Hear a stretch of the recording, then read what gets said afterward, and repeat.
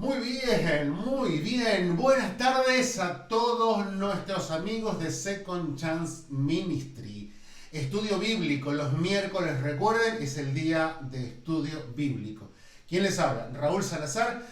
Tenemos un material excelente hoy, hablo siempre en plural, mi pastor me enseñó a hacerlo, es el Señor y yo, somos dos, así que tenemos un material maravilloso para compartirte hoy. Vamos a trabajar con unos mapas, vamos a seguir entendiendo más de la carta de los Corintios. Y recuerda, todos los miércoles, recordá, si querés así más argentino, recordá todos los miércoles a las 7 de la tarde tenemos nuestro tiempo de estudio bíblico. He sido profesor durante muchos años en distintos seminarios y uno de los temas que más me apasionó fueron las epístolas paulinas. Por eso tenemos hoy estudio bíblico, ¿sí? A las 7 p.m. tenemos nuestro tiempo de estudio. Hay personas que se van a ir sumando, hay algunos que ya están como metidos en el tema y dicen quiero participar los miércoles. Y también tenemos otras actividades. Hay otros días que también tenemos, por ejemplo, los viernes entrevistando a mis ex. Un programa que nos ha bendecido mucho, que nos ha edificado mucho, nos trajo muchos recuerdos, muchas alegrías. Se van a ir sumando personas, así que cuando te sumes, escribinos, saludanos, contanos un poquito de dónde nos estás viendo y recuerden, al final del programa tenemos la oportunidad de hacer preguntas, ¿sí? De hacer preguntas sobre estos capítulos que estamos viendo. La semana pasada tuvimos el capítulo 1, 2 y 3. Vimos algunos aspectos, hoy vamos a hacer un repasito del capítulo 2 y también algo del capítulo 3 y avanzamos. Si surge alguna pregunta, si surge alguna inquietud, si surge algo que te hace ruido de esa carta a los Corintios, al final puedes hacerla o si no la puedes escribir y yo voy a tratar de, al final del programa, en los últimos minutos, en responder a esas preguntas, esas dudas, esos cuestionamientos que pueda haber, porque la carta a los Corintios tiene una riqueza maravillosa. Hay muchísimo para aplicar a la vida de la iglesia actual. Sí, vamos a hacer un pequeño repaso, ¿sí? de lo que fue Corintios o de lo que fueron las epístolas paulinas. El apóstol Pablo es el escritor que más libros o más capítulos, más libros escribe en el Nuevo Testamento, que contiene 27 libros en total. El apóstol Pablo es el escritor de 13 de esas cartas. Habíamos empezado a estudiar ahí y algunos se acordarán, no sé quién de los que está viendo se acuerda de este rococó, cómo seguía, ¿sí? Había toda una forma mnemotécnica, se llama, de acordarnos de todas las cartas de Pablo, porque para algunas personas es fácil, para otros quizás les cuesta, y les habíamos explicado una regla muy fácil que era rococó. Quien está viendo, si lo recuerda, escríbalo. Yo ahora lo voy a repasar de nuevo, pero sería bueno poner en funcionamiento la memoria, ¿no? Para decir, esto es lo que ya aprendí. ¿Cuándo se fundó la iglesia de los Corintios? ¿Y cuándo es que Pablo escribe la carta? Para poder entender el tiempo que transcurre entre la predicación, la fundación, la conversión de esta gente y luego esta gente que ya está convertida, que recibe una carta. Pablo los va a corregir porque hay muchos aspectos que tienen que corregirse en la iglesia de Corinto y en las iglesias actuales. Si pensamos que la iglesia hoy, la iglesia de Dios, está llena de personas que somos imperfectas, desde los mismos líderes, y no importa el cargo, la ocupación, el ministerio que podamos llegar a ostentar, a tener o cómo nos reconozcan, somos imperfectos y en esa imperfección es que el apóstol Pablo encontró la oportunidad de escribir cartas. Hoy vamos a ver acerca de cuántas cartas escribió, ¿te acordás? Son preguntas que están en nuestros videos anteriores. O sea, lo que yo estoy mencionando hoy, esto de rococó y cómo siguen la clasificación de las cartas, cuándo fundó la iglesia y cuándo escribió, desde dónde las escribió, y la lista de problemas que son quizás los problemas más notables, y hoy vamos a repasar eso también. Todo esto está en el video número 1, la introducción a las epístolas paulinas, y también está en el video número 2, que es ya el desarrollo de los capítulos 1 al 3. O sea, todo este material está en nuestro canal de YouTube. Hay gente que nos ve directamente en vivo, aquí en Facebook Live, y hay otros que lo ven a través de YouTube. Yo quiero recordarte ahora, y vamos a hacerlo rapidito, cómo es esto de poder ver nuestros materiales. Lo hago porque hay gente que maneja mucho las redes y otros que les cuesta un poquito. Así que vamos a mirar cómo se hace cuando querés ver nuestros materiales. Mira, es muy fácil.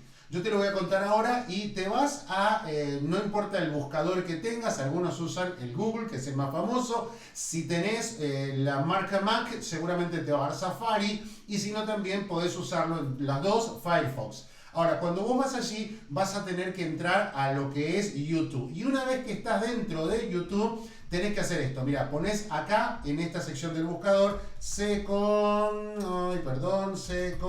yo ya lo tengo escrito, se escribe así, Second Chance Ministry, y es el ministerio de la segunda oportunidad. Recuerda, le das clic ahí, y esto te va a redirigir a todas las páginas que tienen eso. Este es nuestro logo, 2CM Second Chance Ministry, y le das allí, mira, tenemos 511 suscriptores. Si no estás suscrito todavía, suscríbete, porque es una bendición para tu vida y también nosotros ver que hay más gente involucrada en este canal. Acá te vas a encontrar con nuestros materiales y nuestros videos. Mira, tenemos las entrevistas. Los días viernes tenemos entrevistas a mis ex. Tuvimos ya 3 días maravillosos, unas historias impresionantes que las podés ver ahí, testimonios muy lindos. Después tenemos nuestras prédicas de los domingos. Y acá vas a encontrar esto de las clases. ¿Te acordás? Yo te dije el video número 1 de introducción y el video número 2 ya de Primera de Corintios. O sea, de esa forma podés ver todos nuestros videos, todos nuestros materiales, y sería bueno que lo compartas y que, si te animás, también te suscribas, porque de esa manera vas a recibir las notificaciones cuando le des a la campanita. También vas a recibir todos los avisos de nuestros videos, de nuestros materiales, ¿sí? Bien, vamos, ya son casi 10, así que voy a estar empezando con unos mapas. No sé cuántos se acuerdan de mapas. Este es un gráfico que vamos a tener ahora, y esto es para poder entender un poquito más el libro de los Hechos, y a partir de ahí entender desde la fundación también, para poder entender los tiempos que han pasado. Es importante entender acerca de los tiempos cuando uno piensa en la fundación de una iglesia y el desarrollo que va teniendo la iglesia. Muy gráfico esto, lo preparé para otro instituto. Esto es del libro de los Hechos, y ahí tenemos 3 círculos, si los podés ver. El primero dice, lo voy a ampliar un poquito, el primero dice Jerusalén. Lo amplío más para que puedas ver bien en detalle, ¿ves? El primero dice eso, y ahí estamos hablando de los primeros 7 capítulos del libro de los Hechos. La iglesia no hizo misiones, la iglesia no se extendió, la iglesia se quedó de alguna manera encerrada en Jerusalén, hasta que Dios impone de alguna manera esta estrategia de la persecución para que se cumpla aquel famoso versículo del libro de los Hechos. Yo te lo pongo ahí. Fíjate lo que dice: recibiréis ¿qué? Poder cuando haya venido sobre vosotros el Espíritu Santo, y me seréis testigo. ¿Dónde? ¿Dónde Dios quiere que nosotros prediquemos el Evangelio?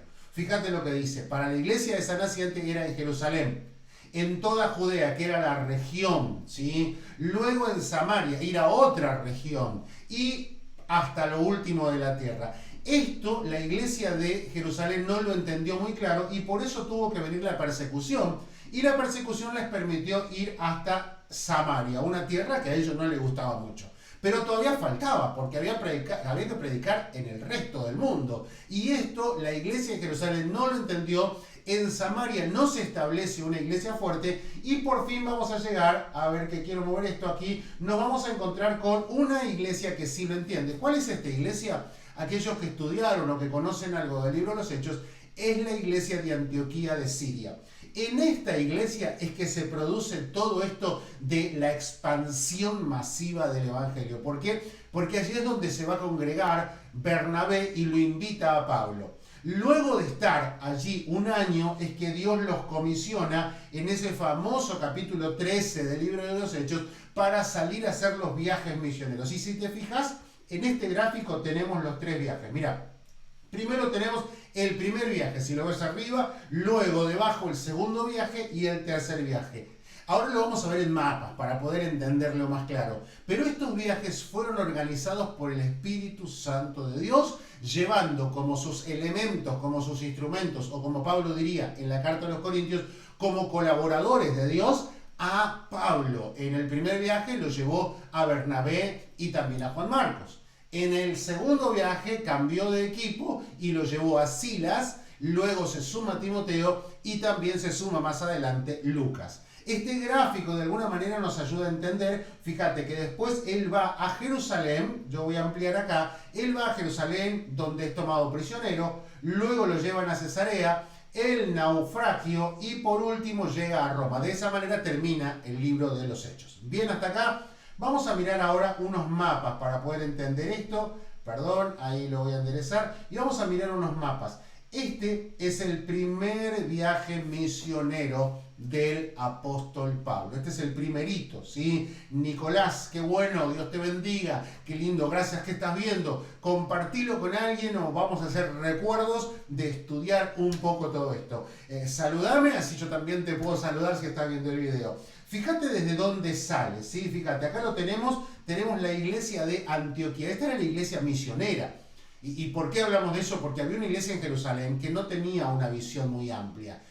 Hay pastores, hay ministerios, hay asociaciones que son más bien cerradas, miran así como que tienen una visión. En los estudios hablamos de centrípeta, hacia adentro, mientras que la idea que Dios tenía era una visión centrífuga, hacia afuera. La iglesia de Jerusalén miraba hacia adentro y la iglesia de Antioquía miraba hacia afuera. Por eso de esta iglesia salieron y fueron a recorrer esta primera sección. Nosotros estamos estudiando la carta a los Corintios. Fíjate que en esta carta, en este viaje, no pasó nada por Corintios todavía. Así que vamos a seguir trabajando y nos vamos a ir. Este es el primer viaje, ahí lo tenés. Y vamos ahora al segundo viaje misionero, ¿sí? Yo me corro para acá para que puedas leer. Segundo viaje misionero. Y fíjate que vuelven a salir desde la misma ciudad. ¿Cuál es la ciudad? Antioquía de Siria. Desde aquí salen. Y van a recorrer las regiones donde habían fundado iglesias. En este viaje es que sucede esa situación tan maravillosa que una revelación, una visión de noche le dice a Pablo, pasa por Macedonia. Fíjate, yo voy a ampliar, quiero que conozcas bien los mapas. Fíjate acá arriba, ¿sí? Acá, a ver, ahí, no, para el otro lado, ahí, perdón. Ahí arriba, fíjate, tenés que dice Macedonia, ¿sí? Filipo fue la ciudad inicial donde llegaron a predicar el evangelio. Y si mirás cuando descienden, te vas a encontrar que Pablo va a la ciudad de, por fin llegamos a la ciudad de Corinto, que es donde nosotros estamos estudiando. ¿Cuánto tiempo se quedó allí Pablo a predicar? ¿Te acordás? ¿Te acordás de ese dato? Yo lo había hablado ya la semana anterior, ¿sí? Allí se quedó 1 año y medio estudiando y compartiendo, predicando la palabra. Este tiempo fue el que se quedó en esa ciudad, una ciudad con una cultura y con mucho pecado. Habíamos hablado de eso. Muchos pecados sexuales había en la ciudad de Corinto, una perversión sexual muy fuerte, sumada a otros tipos de pecados. Y allí es donde en este segundo viaje misionero es que sucede eso. Y en el tercer viaje, nos conviene mirarlo, vamos a encontrarnos con la ciudad desde donde Pablo les escribió las cartas. En este viaje de nuevo sale de Antioquía, recorre las ciudades, pasa por Corinto, pero también fíjate que va a una ciudad muy muy importante. Yo te estoy ampliando el mapa para que veas la ciudad de Éfeso. Y desde allí es que Pablo escribe la carta a los Corintios. ¿Cuántas cartas escribió el apóstol Pablo? Lo habíamos hablado, escribió en total 4 cartas, de las cuales nosotros tenemos solamente 2, ¿sí? 2 cartas de las 4 que escribió en total. Esto es como una pequeña introducción a mapas, a tiempos, ¿sí? Y ahora nos vamos a meter directamente en la carta a los Corintios. Así que yo voy a trabajar ahora con otro programa, otra forma. Vamos tratando siempre de darle variación a esto y nos vamos a meter aquí. Fíjate cómo vamos a trabajar hoy. Este es el capítulo 2 del libro de los Corintios, de primera carta a los Corintios. Y acá, ¿qué tenemos? que el apóstol Pablo va a relatar y decir de alguna manera cómo fue que predicó cuando estuvo en esa ciudad. Hay palabras importantes en el versículo 3, fíjate muy claro, dice, y estuve entre vosotros con debilidad, con mucho temor y temblor. Esto es notable porque el apóstol Pablo no era así. El apóstol Pablo era un hombre valiente, era un hombre fuerte, era un hombre atrevido, era un hombre osado. Pero ¿por qué ahora está diciendo con debilidad, temor y temblor? ¿Sabes por qué? Yo te lo conté la semana pasada. Es porque venía de Atenas. Y en Atenas él había predicado con una palabra que va a aparecer en este relato varias veces, la vas a ver resaltada, que es la sabiduría. Él había predicado o pensó predicar un mensaje que tenga que ver con intelecto, con sabiduría, con palabras, wow, muy llamativas, para impactar a la gente, pero no con el poder de Dios, sino pensando que mientras más inteligente sea el sermón, mientras más seleccionadas fuesen las palabras, los términos, eso iba a tocar el corazón de la gente. Algunas veces nos pasa a nosotros lo mismo. Creemos que por estudiar hermenéutica y homilética, ahora vamos a dar la prédica que vamos a convencer al mundo. Y nos damos cuenta que no pasó nada. ¿Por qué? Porque pusimos nuestra expectativa en la sabiduría humana. Y es lo que va a repetir en varias oportunidades el apóstol Pablo. Fíjate, dice, no con excelencia de palabras de sabiduría, ¿no? Porque para que no esté fundada la prédica sobre la sabiduría, fíjate sino lo que va a decir, sino con, en el versículo 4, sino con demostración del Espíritu y de poder. ¿Qué era lo que vio él? Dijo, ¿sabes qué? En Atenas prediqué un mensaje con la cabeza y no me fue muy bien. ¿Cómo voy a predicar en Corinto? Voy a predicar un mensaje lleno de palabra de Dios, lleno del poder de Dios y del Espíritu de Dios. Eso que hizo que muchísima gente se convierta al Evangelio, desde el principal de la sinagoga hasta un montón de gente, y se armó un alboroto tan grande ahí que Pablo decidió quedarse a predicar 1 año y medio en esa iglesia. Fíjate la cantidad de veces que aparece remarcada la palabra sabiduría, ¿sí? Esto lo podés después ver tranquilo, más detallado, pero dices, hablamos sabiduría entre los que han alcanzado madurez y no sabiduría de este siglo, porque no es la sabiduría que te enseñan los filósofos, los libros, los institutos, no. Lo que está diciendo esta sabiduría es el poder de Dios, la sabiduría que Dios te da, que el Espíritu Santo te da, como diría Santiago, si alguno tiene falta de sabiduría, pídasela a Dios, el cual da a todos abundantemente y sin reproche. Qué lindo, ¿sí? Ahora seguimos, porque todo esto es repaso, ¿sí? Fíjate, y esto está hermoso porque nos va a ayudar a entender cómo vive o cómo es la gente. Fíjate, el versículo 14 hasta el 16, es maravilloso este relato. Dice, pero el hombre natural no percibe las cosas que son del Espíritu de Dios porque para él son, ¿qué? Son locuras, no las puedo entender. Y esto tiene que ver con el discernimiento espiritual. Si soy una persona que no desarrollo mi vida espiritual, es como que me faltaría el olfato. Yo doy siempre ese ejemplo y voy a comprar perfumes. No voy a poder definir cuál es el mejor, cuál es el más fuerte, qué fragancia quiero, porque justamente lo que me sirve para definir el perfume es el olfato. En el ámbito espiritual sucede igual. Si no tengo desarrollo, si no tengo crecimiento espiritual, no puedo percibir las cosas que son de Dios, no las entiendo. Mis pastores hablan cosas que no entiendo, mis líderes hablan cosas que no entiendo, y hasta familiares míos que van a la iglesia hablan cosas que yo no entiendo. Dicen que sienten a Dios, dicen que Dios les habla, dicen que perciben algo espiritual, dicen que sienten cosas espirituales, pero yo no las entiendo. ¿Por qué?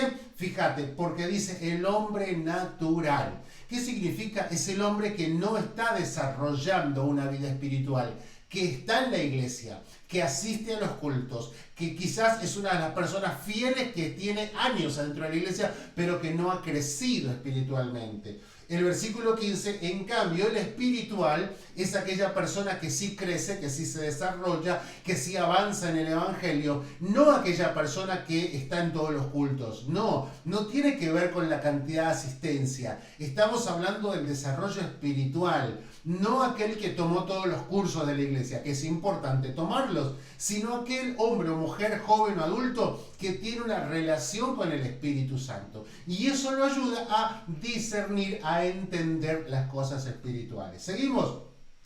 Acá era esta famosa palabra en este capítulo 3, que era, así cerramos la semana pasada. Aquí hablábamos acerca de las dos palabras en griego, sarkikoi y sarkinoi. Sí, eran las dos palabritas, y una de las dos hablaba de ser hecho de carne y otra ser dominado por la carne. O sea, que la carne me está dominando, y esto es un relato que Pablo lo va a expresar muy claro. Si después tenés tiempo, fíjate en Romanos capítulo 7, ¿sí? Estudiarlo, mirarlo en detalle, y también en Gálatas lo va a tocar esto, las cartas que se conocen como gemelas, y ahí va a hablar acerca de esta lucha entre los deseos de la carne y los deseos del espíritu.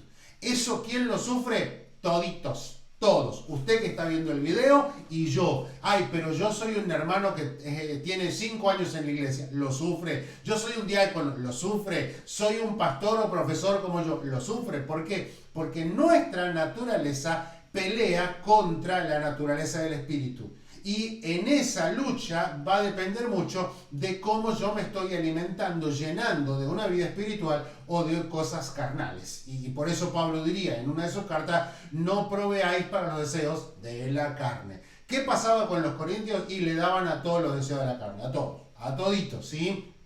Pensemos.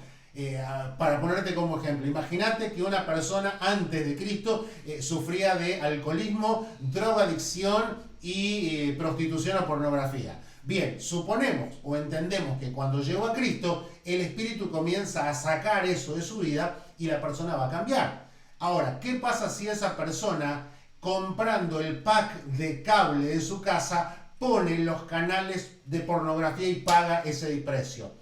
Obviamente él está abriendo una puerta para que aquello que fue un daño en su vida pasada hoy lo vuelva a hacer de tentación. Si él va y compra alimentos y compra cosas para la carne, te dije, drogas o bebidas, y va a cualquier tienda o mercado y compra bebidas alcohólicas de todo tipo para tener en la casa, está proveyendo o de alguna manera acercando mucho la tentación, y es probable que termine siendo un hombre o una mujer dominado por la carne. Los corintios vivían de esa manera. Los corintios no lograban superar esto y no lograron. Ahora fíjate, mirá algunas palabras, sí que me gustan. Lady, Dios te bendiga, qué bueno que estás. Fíjate, dice en el versículo 1, ¿sí? Yo voy a trabajar remarcando. Ya hay cosas remarcadas, pero quiero algunas más. Fíjate que dice Pablo, no pude. ¿Qué es lo que está diciendo? Yo les quiero hablar cosas más profundas, pero no pude. ¿No pude cuándo? No pude cuando fundé la iglesia en el año 52. Fíjate cómo sigue diciendo acá, porque aún, sí, a ver, perdón, lo remarqué, porque aún. ¿Qué es este aún? Este aún nos habla del tiempo. Entre el año 52 que él fundó la iglesia y entre el año 57 que él escribe, les dice, yo hace 5 años les quise hablar cosas espirituales, pero no me entendían porque eran niños. Quizás las personas que están cerca tuyo sean maduros, pero puede haber inmaduros, puede haber niños espirituales. Les dice, porque aún sois, ¿qué? ¿Te acordás? Carnales. ¿Qué significa carnales? No que están hechos de carne, sino que están dominados por la carne. Suelo dar ejemplos siempre en mis clases. Una vez un alumno me dijo, oh, Raúl, y sus ejemplos.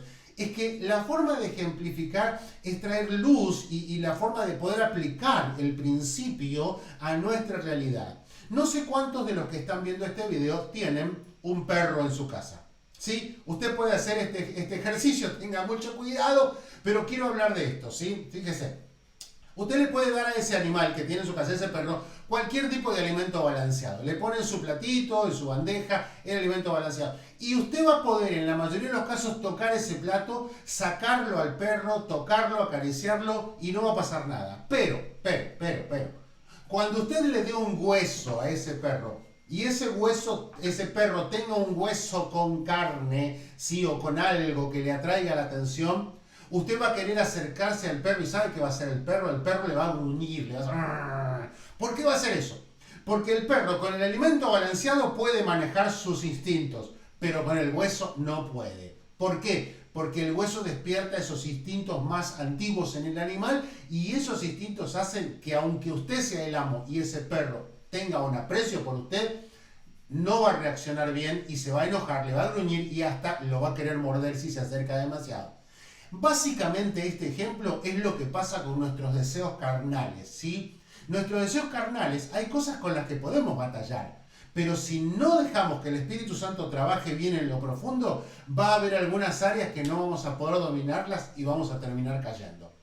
No importa los años que tengas, no importa la cantidad de estudios que tengas, si no trabajamos a favor del Espíritu, vamos a terminar siendo dominados, como los corintios, por la carne. Así es lo que dice. ¿Y por qué? Fíjate, dice, habiendo entre vosotros celos, contiendas, disensiones, ¿no sois carnales y andáis como hombres? ¿Qué significa? Siguen manejándose por los principios de la carne.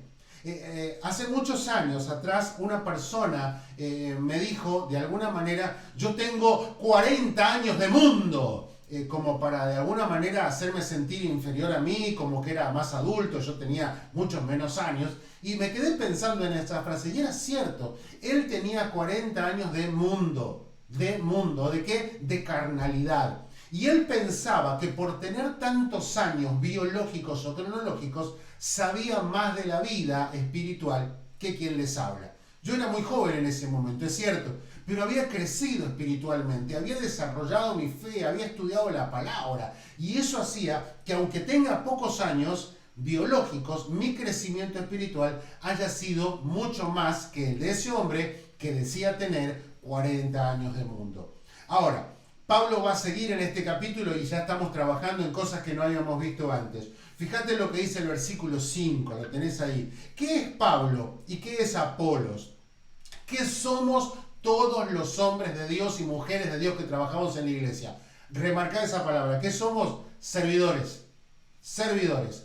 Estamos para servir. Aunque hoy por hoy nos encontramos con muchos líderes que no quieren servir.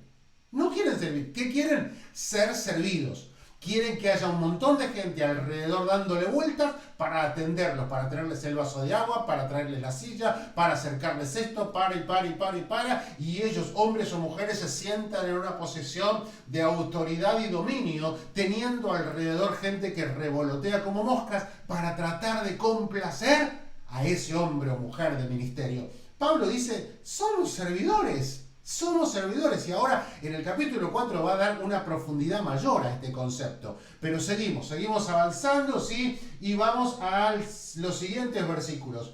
Fíjate, el versículo 9 vuelve a decir lo mismo. Nosotros somos colaboradores. Simplemente estoy colaborando con Dios, estoy colaborando en la tarea de Dios. Me gusta, me encanta esto, ¿sí? ¿Por qué? Porque algunos lo querían poner muy en alto a Pablo, lo querían poner muy en alto a Apolos o a Cefas. Y él dice, no, tranquilos. El único que tiene que estar en alto es Jesucristo.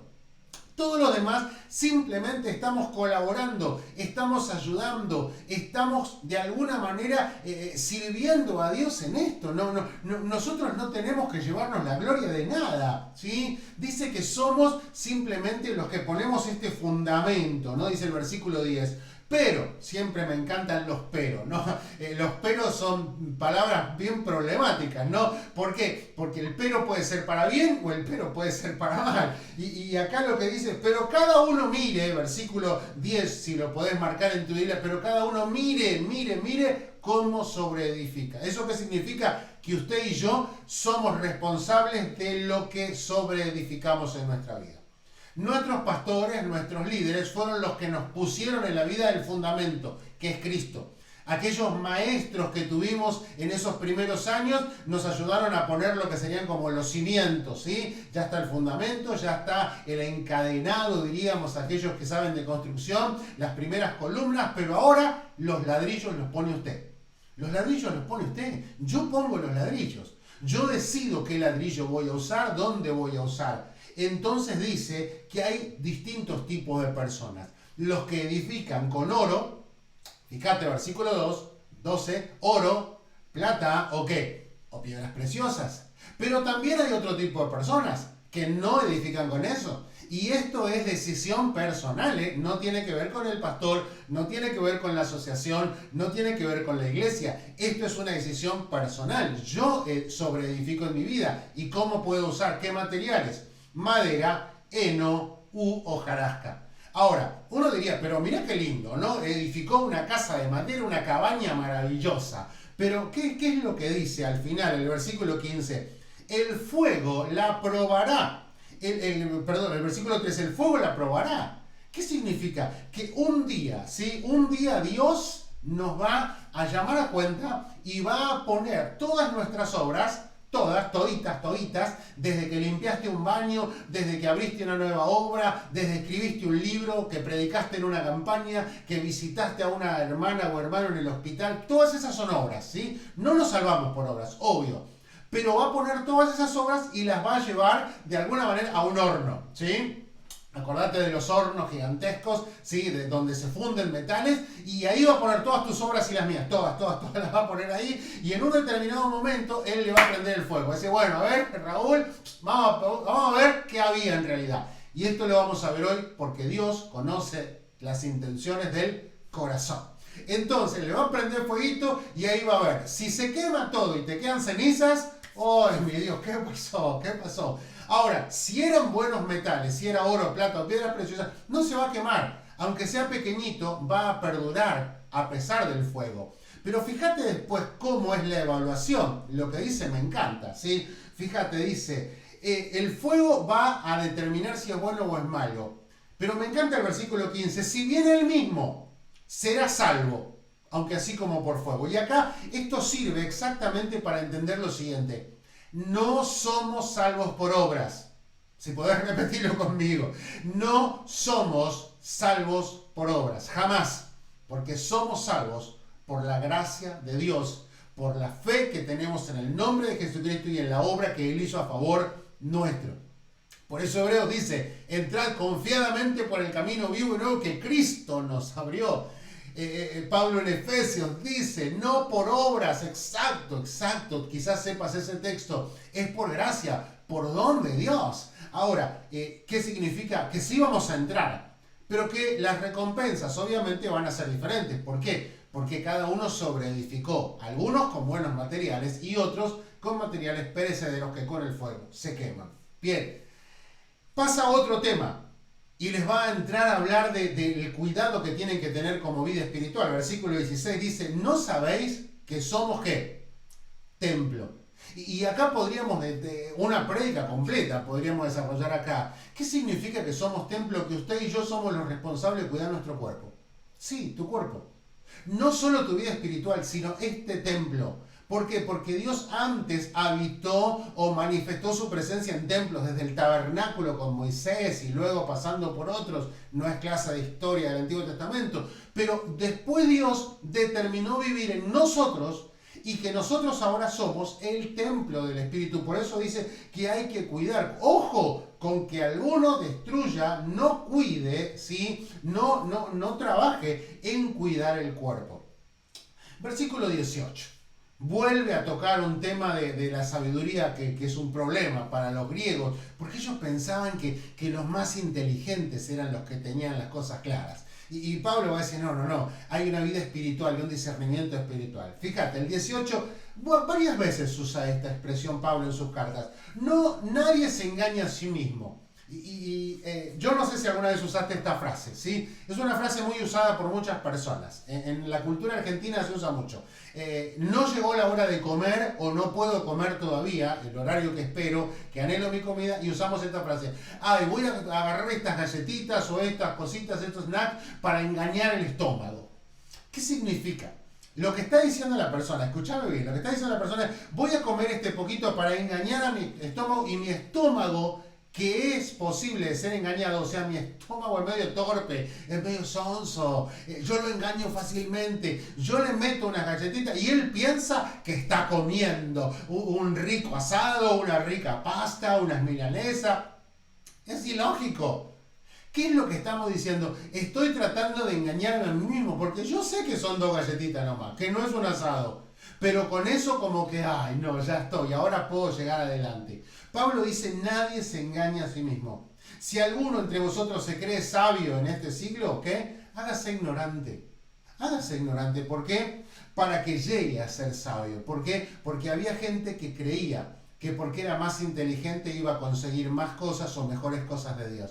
No, realmente no. Eso no funciona para nada, no es el plan de Dios. Sigo avanzando y llegamos por fin al capítulo 4. ¿Sí? Vamos avanzando en nuestro estudio y te recuerdo, para hacer un pequeño repaso, la carta de los Corintios tiene 16 capítulos. Yo te dije en las cartas, en los estudios iniciales, que cada capítulo básicamente representaba un problema.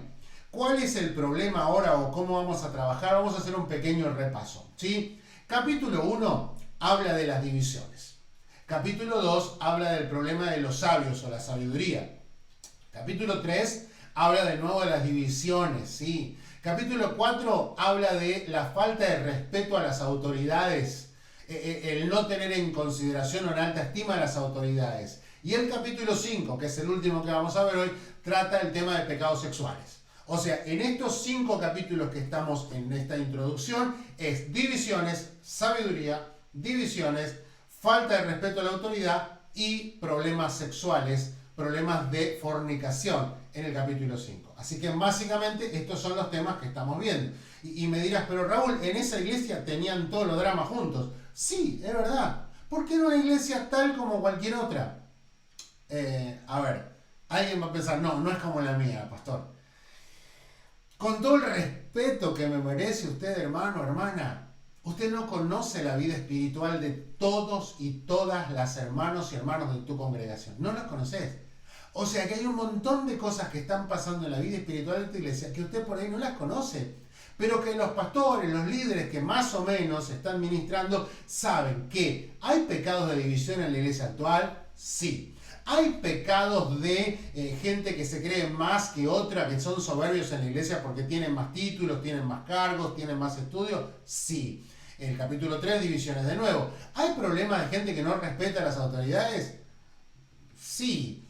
¿Habrá problemas sexuales en nuestras iglesias? ¿Usted qué opina? La respuesta, ¿cuál es?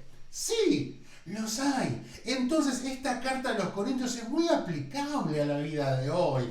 Tiene tanta riqueza. Pero bueno, vamos a trabajar acá sobre 2 palabras que a mí me encantaban cuando explicaba Corintios en distintos institutos. Fíjate, dice, capítulo 4, versículo 1. Así pues, téngannos los hombres por servidores y administradores. 2 palabras que hablan de extremos muy grandes, muy opuestos. Esto es ya un estudio un poquito más profundo. La palabra servidores en el griego es uperetes, y uperete era el remero de menor rango, el cadete, el chepibe, el que no podía mandar a nadie, el que tenía menos rango que cualquier otro, el nuevo de la empresa, el nuevo de la compañía, el nuevo, ¿sí? Al que todos le pueden hacer bullying, reírse, cargarse, mandonear, ese era el servidor, el uperete. Pero además está la palabra administrador, que es oikónomo, y oikónomo que era el mayordomo de la casa. Ahora, lo que Pablo está diciendo es que el hombre y la mujer de Dios que se precian de ser ministros de Dios, tiene que tener la humildad para hacer las tareas que nadie quiere hacer en la iglesia y la capacidad también para dirigir una iglesia completa. O sea, que el hombre y la mujer de Dios tienen que tener esa flexibilidad de, si hace falta predicar, dar consejería o ministrar, lo puedo hacer. Pero si hace falta limpiar un baño, pintar una puerta o sacar basura, también lo puedo hacer. O sea, estoy en estos extremos. Me puedo mover desde un lugar a otro lugar sin que se me caigan las capas de gloria. O sea, puedo ser un gran ministro, hombre o mujer, trabajando en las distintas áreas, ¿sí? Ahora, wow, hay tanto para aprender. También allí nos va a decir 3 posibles juicios que hay. Fíjate que dice, tengo muy poco el ser juzgado por vosotros o por tribunal humano. O sea, el juicio de los otros. Dice, y ni aún yo mismo me juzgo. El juicio que tenemos sobre nosotros mismos. ¿Por qué? Porque el que me juzga, sí, tengo que pasar la página, el que me juzga, ¿quién es? Es el Señor. 3 tipos de juicios a los que todos nos enfrentamos. Y depende cómo manejes esto en tu vida, vas a tener más claridad o vas a tener más paz. ¿Por qué? Porque si sos una persona que se guía siempre por el juicio de los demás, vas a depender para todas las cosas de lo que opinen los demás. Por ejemplo, yo me llevo, en mi ejemplo, que por el juicio de los demás. Entonces, ahora me escribe alguien y me dice, no me gustó tu clase. Entonces yo me voy a deprimir y me voy a angustiar, porque me siento mal porque alguien dijo, no me gustó tu clase. Ahora, otro abajo escribe, tu clase es encantadora y magistral. Entonces me siento re bien, porque la gente me dice que enseño bien. Hay gente que vive así, dependiendo siempre del juicio de los demás. Pablo dice, no, cuidado, yo tengo muy poco eso, tengo cuidado, perfecto. Ni aún yo mismo me juzgo. ¿Por qué? Porque muchas veces cuando nos juzgamos nosotros mismos somos muy condescendientes con nosotros mismos. O sea que cuando yo me miro y me comparo con los demás, yo no estoy tan mal. Eso nos pasa generalmente, en la mayoría de los casos, salvo aquellos que sufren de autoestima muy baja. Pero la mayoría nos miramos bien, o sea, hey, no estoy tan mal, no estoy tan gordo, yo enseño mejor que otros y empezamos a mirarnos así. Ahora, ¿cuál es el juicio que importa? Dice, el juicio del Señor, ese es el que verdaderamente importa. Pero también tengo que ser consciente que Dios va a usar a otros para darme consejos y que Dios a mí me va a ayudar a hacer una evaluación personal. Entonces, son tres juicios que son tan interesantes de analizar. En ese mismo versículo, el 5, fíjate, dice que manifestará las intenciones del corazón. Y esto me encanta. George, gracias George desde Houston, qué lindo. ¿Qué es lo que significa que Dios manifestará las intenciones del corazón? Voy a salir de acá para hablarte más al corazón. Nosotros podemos hacer muchas cosas en el reino, muchas. Podés predicar, podés enseñar, podés cantar, podés tocar un instrumento, podés evangelizar, podés hacer programas hoy online, podés ir a visitar enfermos, podés ayudar socialmente, podés dar buenas ofrendas, podés dar tus diezmos, de todo. Y está maravilloso, ¿no? Y todo eso son buenas obras, está bien.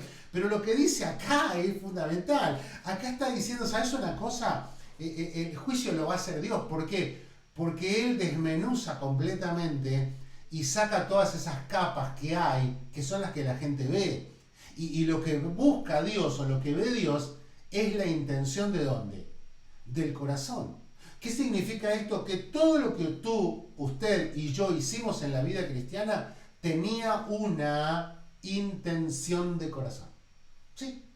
¿Y cuál era la intención? En algunos casos, bendecir. En otros casos, agradecer. Y en otros casos, que me vean como hacían los fariseos. ¿Dónde oraban los fariseos? ¿Qué les encantaba hacer a los fariseos? ¿Recuerda el pasaje de Mateo? Cristo les va a decir que los fariseos amaban orar en las esquinas y levantar sus brazos delante de todos y comenzar a recitar pasajes de la Biblia y orar en voz alta y mostrar sus atuendos religiosos, sus filacterías, sus textos bíblicos. Sí, estoy adorando a Dios. ¿Por qué lo hacían? Porque querían ser vistos.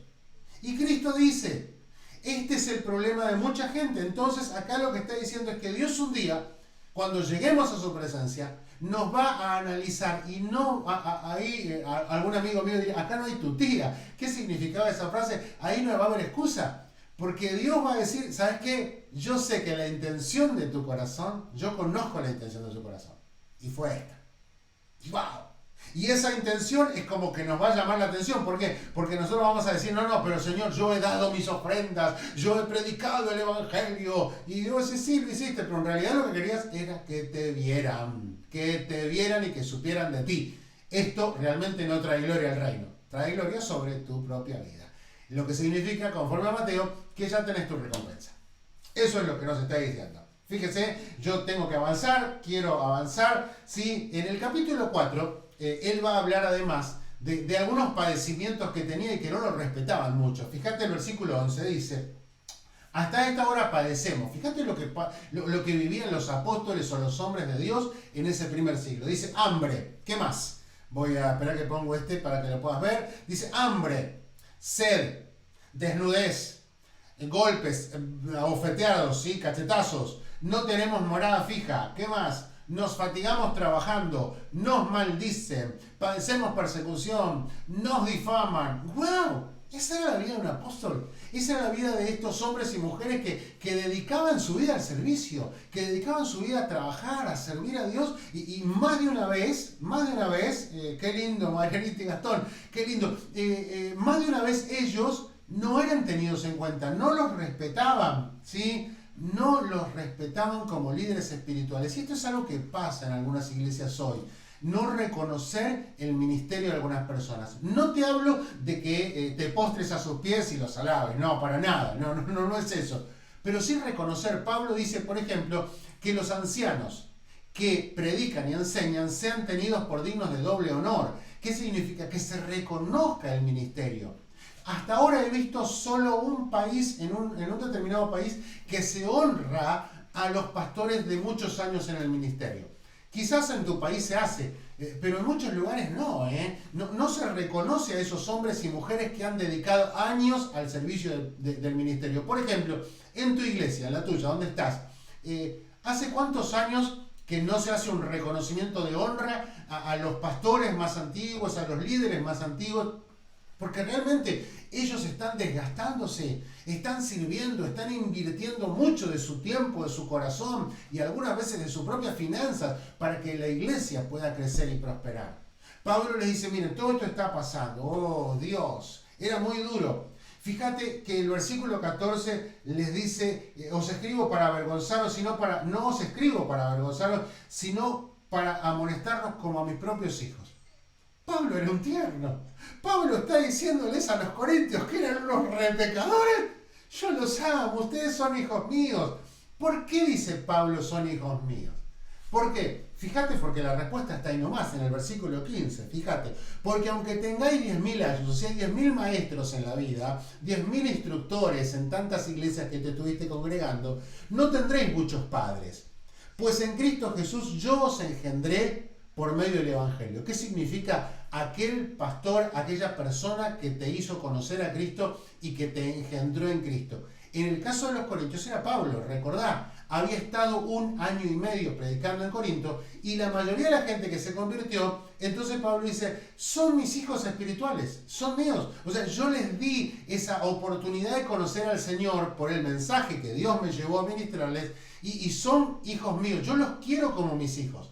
Por eso, si te acordás, no sé si lo tendrás en mente, en la carta a los Gálatas, él dice una frase que hoy tiene mucho sentido para mí. Él dice así, hijitos míos, por quienes vuelvo a sufrir dolores de parto hasta que Cristo sea formado en vosotros. ¿Entendés? Él está diciendo, yo sufro por ustedes, Danielito, bendiciones. Él está diciendo, yo sufro por ustedes dolores de parto. Y hoy yo la veo a mi esposa y realmente en algunos momentos cuando Mía se está moviendo, ella está bien, está tranquila, ¿no? Está así como que de repente hace ¡ay! ¿Y qué pasó? Dice, ¡ay, Mía se está moviendo, Mía! Y son apenas el inicio de los dolores de parto porque quedan 1 o 2 semanitas para que nazca. Ahora bien, Pablo dice, yo sufro por ustedes como una madre. Qué lindo que es cuando los pastores, los líderes, te tratan como si fueses un hijo. Pero para que te traten como si fueses un hijo, vos también tenés que estar dispuesto a tratarlos a ellos como si fueran tus padres, a respetarlos y a honrarlos, ¿sí? Y esto es algo maravilloso que Pablo está explicando en el capítulo 4, ¿sí? Bien, terminando este capítulo 4, en el versículo 20 va a decir algo interesante. Porque el reino de Dios no consiste en palabras, sino en poder. Esta palabra, dunamis, depende de cómo te la hayan enseñado, tiene mucho valor para Pablo. ¿Te acordás? Porque no me avergüenzo del Evangelio, porque es que poder de Dios. Acá está usando la palabra poder. Pero ya en el capítulo 2 él había dicho, yo no quiero predicar basándome en palabras persuasivas de humana sabiduría, sino en ¿qué? En el poder de Dios. ¿Qué es lo que va a distinguir tu vida como hombre o mujer de Dios? Si cuando ministrás se ve el poder de Dios. Si cuando orás por las personas se ve el poder de Dios actuando. Si cuando estás llevando de alguna manera adelante el ministerio se ve que Dios te respalda. Podés tener en tu casa 10 títulos diferentes de distintos institutos, de distintas universidades, de distintos cursos por internet. Pero Si no hay poder en tu vida, si no se ve el poder de Dios actuando en tu vida, la gracia de Dios, la unción de Dios, es como que diría Pablo en 1 Corintios 13, es como un címbalo que resuena, como un metalito que lo golpeas y suena. Ahora, ¿qué es lo que impacta el poder de Dios? Y acá, cerrando este 4, y ya pasamos al último capítulo que vamos a ver que es el 5, les dice, ¿qué queréis? ¿Iré a vosotros con vara o con amor y espíritu de mansedumbre? Pablo le está dando la opción, le está diciendo, ¿sabes una cosa? Voy a ir a visitarlos de nuevo. Yo estoy en Éfeso, voy a ir a visitarlos dentro de poco, yo quiero ir a verlos. Ahora ustedes deciden si yo voy con vara, o sea, para darles, o si voy con amor y mansedumbre. ¿Cómo se logra eso? Si haces caso a mi exhortación, diría Pablo, voy a ir a abrazarte, a bendecirte, a ministrarte, a llevarte mucha bendición. Pero si te seguís portando mal, te voy a dar la vara. Te voy a dar con vara. Yo me acuerdo como padre, ahora estamos por tener amigas, pero yo soy papá de 3 varones y más de una vez yo hacía eso, ¿no? Estaban los muchachos en la otra habitación, chicos, cállense porque si no voy, va a haber problema. Y ellos, y yo, chicos, miren que si papá va a haber disciplina. Es más o menos lo que le está diciendo Pablo a ellos. Yo voy a ir a verlos y depende cómo vos te portes como hermano, el pastor te va a ministrar, a abrazar y bendecir o te va a dar un tirón de oreja. ¿Por qué? Porque estás viviendo de una manera que no corresponde. Bien, pasamos al último capítulo de hoy, sí, el capítulo 5, sí, el capítulo 5, un capítulo maravilloso, pero muy problemático. Hay muchas cosas interesantes acá, fíjate, de cierto se oye que hay fornicación entre vosotros, y tal fornicación que ni aún se nombra entre los gentiles, tanto que algunos tienen la mujer de quién, no sé si leíste bien, ¿la mujer de quién? La mujer de su propio padre, o sea, muchos comentaristas dan a entender su madrastra. Ay, ay, ay, esto está fuerte. Sí, recordá cómo era Corintios. Sexualmente Corintios había muchas perversiones. ¿A qué me hace recordar esto? Algunos que tienen buena memoria del Antiguo Testamento lo van a recordar. Te pongo en escena, en escenario. Los israelitas salieron de Egipto, donde vivieron 430 años. Y van camino a Canaán, donde Dios les dijo que es la tierra que fluye leche y miel. Ellos están de camino acá, están en el medio, en el desierto. Y en el desierto es que Dios les habla a través del libro de Números, a través del libro de Levíticos, a través del libro de Deuteronomio. Y ahí lo que le va a decir a ellos es lo siguiente. No tienen que ser como los egipcios de donde salieron, pero tampoco tienen que ser como los cananeos a donde van. Y en esos capítulos es que les dice esta frase, que si no conoces el contexto, no la entendés. Dice, no verás la desnudez de tu hermana, no verás la desnudez de tu madre, no verás la desnudez de tu cuñada, no verás la desnudez de tu tía, no verás... Y uno dice, pero pará, ¿qué hacían? ¿Eran nudistas esto? No, no, no. La frase no verás la desnudez quiere decir no tendrás relaciones. Ahora, pero pará, Raúl, ¿me está diciendo que Dios le dice que no tengan relaciones con su hermana, con su tía, con su cuñada? Sí. ¿Por qué? Porque ¿cómo eran los cananeos? Todos con todos.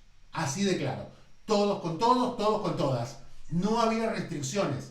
Acá en Corinto, más o menos recordá un término que vimos en la primera clase. Y si no, mirá el video de la introducción a los corintios, vas a encontrar lo que significaba la palabra corintizar. Y corintizar era vivir en todo tipo de pecados. Ahora, ¿qué había pasado? Te lo pongo claro. Había un matrimonio, mamá y papá. Posiblemente mamá murió y apareció una madrastra en este matrimonio. Este matrimonio tiene, sobran los dedos, no sé qué va a hacerlo, tiene un hijo. Ahora bien, aparentemente este hijo se enamoró de su madrastra y estaba manteniendo relaciones con ella y estaba dentro de la iglesia. ¡Ay, santo Dios! Y esto se conocía. Dice, se oye, el pueblo sabe. Y te cuento, las cosas que pasan en tu iglesia, en el barrio se saben. Porque mucha de la gente que va a tu iglesia vive en el barrio. Y la gente habla de lo que pasa en la iglesia y dice, yo voy a la iglesia, mira, mi vecino va a la iglesia y no sabe lo que es mi vecino. Yo lo escucho cómo grita, cómo insulta. Mi vecina de la otra cuadra va a la iglesia y yo sé todas las veces que se va vestida provocativamente a bailar y a hacer desastres. Eso lo sabe la gente. Y ahora sabían lo que estaba pasando acá. Entonces esto era dramático porque Pablo dice, y vosotros estáis envanecidos. ¿Qué significa? estaban hablando de eso como si fuera algo grande y bueno. Y le dice, no, tendrían que haberos lamentado como por un muerto.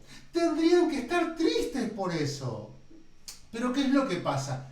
Esta gente pecadora se sentía y empezaban a hablar, más o menos así, imagínate, ¿te enteraste lo que está haciendo el muchacho que toca la guitarra? No, ¿qué está haciendo? Se metió con la madrastra, mirá qué buena que está la madrastra, y le está dando a la madrastra. Así hablaban ellos. Por eso Pablo está como asombrado, dice, yo no puedo entender que tendrían que estar tristes, tendrían que estar lamentando esta situación y sin embargo ustedes se están jactando de eso. ¿Cuál es la decisión que toma Pablo? Una decisión drástica, fundamental, ¿sí? Fundamental. ¿Cuál es? ¡Wow! Está en el versículo 5, no sé si la conoces. Quizá conozcas la historia, pero está en el versículo 5. Carlitos, bien, qué bueno, qué lindo que estás compartiendo esto. El tal sea entregado, ¿a quién? ¿A quién? A Satanás. Y acá viene la aclaración maravillosa, para destrucción de la carne, a fin de que el espíritu sea salvo. ¿Ves de nuevo esta situación? ¿Soy un carnal o soy un espiritual? Ahora, Pablo es el único que utiliza la expresión el tal sea entregado a Satanás. Nadie más la usa. Yo me acuerdo que hace muchísimos años, yo recién empezaba en una de nuestras iglesias y prediqué este tema. Una hermana de la iglesia, no me acuerdo el nombre, quisiera recordarlo, por ahí me viene a la mente. Se re preocupó y lo tomó así como muy a pecho, ¿no? Entonces cuando terminó el culto, algunos 2 días vino y me dijo, pastor, prométame. Le digo, ¿qué pasa? ¿Qué te sucede? No me va a entregar a Satanás, ¿no es cierto? No me va a entregar a Satanás. Y yo la miré sonriendo y le digo, no es algo que yo podría hacer porque se me ocurra. No es algo que sucede así. Recordá Mateo 18. ¿Qué dice Mateo 18? Es cómo trabajar en las crisis. Primero individualmente, después con testigos, después con toda la iglesia y después por último, tenlo por gentil y publicana. Pregunta, ¿se puede o no se puede sacar a alguien de la iglesia? Trate de pensar a ver si tiene base bíblica para esto. ¿Se puede o no se puede echar a alguien, sacar a alguien o pedirle gentilmente que no venga más a congregarse con nosotros? ¿Se puede o no se puede?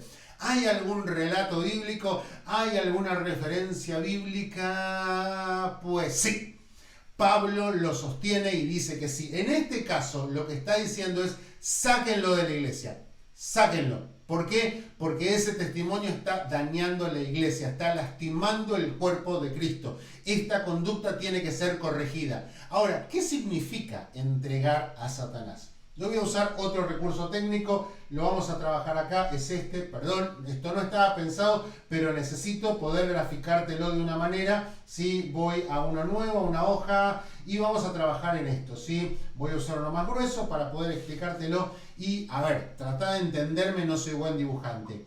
Estas personas, ¿sí? Esto, y ya está acá, bien, esta persona, este hombre, vive en la iglesia con esta mujer. Sí, a ver si puedo representar a la mujer con faldita, ahí viven juntos, ¿sí? Este matrimonio va a la iglesia, ¿sí? Y vamos a poner algo más acá, tienen ellos un chiquilín, ¿sí? Ahí está el chiquilín, yo lo estoy dibujando a ver si me sale bien, ahí está el chiquilín, tiene un problema, está medio chuequito, pero bien. En nuestro ejemplo para poder entenderlo, la mujer va a la iglesia, ¿sí? La mujer se congrega en la iglesia. Pero el esposo y el hijo no. Este no y este no. Lo que Pablo va a explicar en Corintios 7 tiene que ver con esto. ¿Sabes una cosa? Lo que está diciendo él es, esta persona por ir a la iglesia ofrece una protección a toda su familia. Toda su familia está protegida de alguna manera, no salva, protegida, porque ella va a la iglesia. Ahora, cuando esta persona decide irse de la iglesia, este hombre decide irse, se va de la iglesia por X razones, fíjate que no tiene la protección que Dios va a ofrecerle. Este hombre ahora está expuesto a todo tipo de ataques que puedan venir sobre él. Lo que Pablo está diciendo entonces en esta expresión es, vuelvo aquí, dice, el tal se entregaba a Satanás, o sea, sáquenlo de la iglesia. ¿Sabes qué va a pasar? va a tener tantos conflictos, va a tener tantas luchas, va a tener tantas crisis, ¿sí?, que va a entrar en decadencia su vida, aún la vida física, y va a pensar como el hijo pródigo. Acordate, en la casa de mi padre la pasaba tan bien. ¿Y qué es lo que tendría que hacer? Arrepentirse y volver a la iglesia. Por eso dice, para destrucción de la carne, a fin de que el espíritu sea salvo. ¿Qué es lo que quiere Pablo? Que esa persona llegue a arrepentirse. ¿Cómo? Cuando lo sacan de la iglesia iba a enfrentar muchísimas crisis y no iba a tener la protección de la iglesia. ¿Por qué eso se podía hacer en aquel contexto? Porque había una sola iglesia en Corinto. Y si te sacan de la única, no tenés otra donde congregarte. ¿Cuál es el problema que enfrentamos hoy con esta situación? Que me sacan de una iglesia a mí, me echan a mí, y me voy a 3 cuadras a otra iglesia. No le cuento nada a nadie. Llego y simplemente le digo al pastor: ay, pastor, yo sé tocar un instrumento, soy un adorador. ¿Y sabes qué van a hacer? En muchas iglesias me van a recibir y es muy probable que en pocas semanas o meses esté en el altar ministrando sin saber nada de mi vida, sin conocer mi pasado y sin siquiera enterarse que me habían echado de una iglesia previa. Tengo una historia y como historias tengo muchísimas. Uno de nuestros jóvenes en una iglesia que prediqué fui pastor hace muchos años, lo tuve que corregir y pedirle por favor que se retire porque su conducta estaba siendo muy mala. Lo corregí, lo discipliné y es más, ni siquiera pude pedirle que se vaya porque él solo se fue. A los 2 meses estaba dirigiendo un programa de radio en otra iglesia. ¿Me escuchaste bien? Yo lo discipliné porque la conducta espiritual dejaba muchísimo que desear y tratando yo de enseñarle la verdad, él se me ofendió, se enojó, se fue. A los 2 meses lo tenían dirigiendo un programa radial, predicando el evangelio por la radio en otra iglesia. ¿Había arreglado el problema? No. ¿Había sido corregido? No. ¿Había sido disciplinado? No. Pero en esa iglesia se ve que no les importó mucho eso y bueno, lo pusieron a liderar. En este contexto no había otra iglesia. Y al no encontrar otra iglesia, obviamente, tu vida espiritual iba a comenzar a empeorar, y te ibas a encontrar tan angustiado que la única salvación iba a ser volver a la iglesia. La pregunta del millón: ¿este hombre volvió o no volvió? Esto lo vamos a explicar en la clase que viene. Y vamos a ir a trabajar por un instante nada más a segunda carta de los Corintios. Pero vamos a hablar de eso, ¿sí? Ahora bien, ya casi estamos terminando este capítulo 5 porque ya estamos sobre la hora. Fíjate algo más que dice, ¿sí? El versículo 9. Os he escrito por carta. ¿Te acordás lo que te conté? Pablo había escrito ¿cuántas cartas a los Corintios? 4. De las cuales la primera nosotros no la encontramos. Nosotros tenemos la segunda. Pero en esta segunda, que para vos y para mí es la primera, él dice, os he escrito por carta. ¿De qué está hablando? De aquella primera carta que vos y yo nunca vimos. Dios no quiso, no lo permitió, no entró en el canon, no está, pero sí Pablo le dice, yo ya les escribí este tema. Significa que Pablo escribía muchas cartas. ¿Y por qué escribía? Por una razón simple, porque él no podía viajar a todos los lugares. Él estaba de viaje en una ciudad, se enteraba que a 500 kilómetros pasó algo y no puedo ir volando a ese lugar. Entonces, como no puedo ir, escribo una carta para que ellos puedan corregir estos problemitas. Y lo último, ¿sí?, que vamos a ver es este consejo del capítulo 5. Les dice, os he escrito por carta que no os juntéis con, ¿quiénes? Los fornicarios. Pero no con los fornicarios de este mundo, o con los avaros, o con los ladrones, o con los idólatras. Fíjate bien, pues en tal caso os sería necesario que salir del mundo. Hay algunas personas que no entendieron nunca esto y que dicen, no, ahora como yo llegué a Cristo, no me tengo que juntar más con mis compañeros de trabajo, con los chicos del fútbol, con las chicas del club, no me tengo que juntar más porque son impíos, porque son pecadores. Pablo jamás dijo eso, la Biblia jamás dice eso. Una cosa es no compartir sus pecados y otra cosa es dejar de reunirme y ser una influencia, sal a esa gente que necesita de Cristo. ¿De quiénes había que apartarse? Y algunas personas no lo entendieron nunca. Fíjate el versículo 11, dice, más bien os escribí que no os juntéis con ninguno que, llamándose hermano en Cristo, vive en ese estilo de vida.